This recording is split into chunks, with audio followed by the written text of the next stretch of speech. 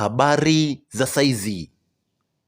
Kama unaongea na watu wanageuza uso au wanajikuna pua kidogo, huenda una tatizo hili bila kujua. Sasa leo nitakufundisha ukweli mtupu kuhusu harufu mbaya mdomoni. Kitaalam hujulikana kama halitosis. Kwanza tujue tatizo hili linatokana na mambo kama haya.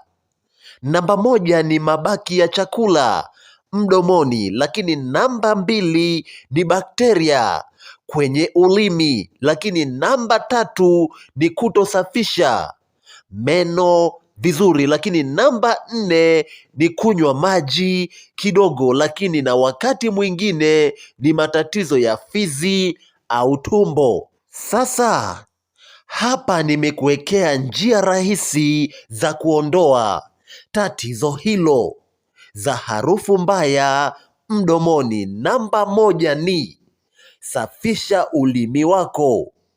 Watu wengi husafisha meno tu, lakini harufu nyingi hutoka kwenye ulimi. Kwa hiyo safisha ulimi wako vizuri.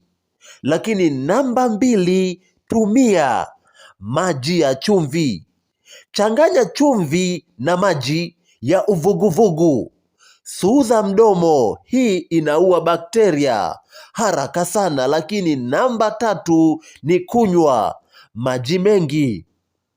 Mdomo mkavu unasababisha harufu mbaya. Lakini namba 4, tafuna vitu asilia.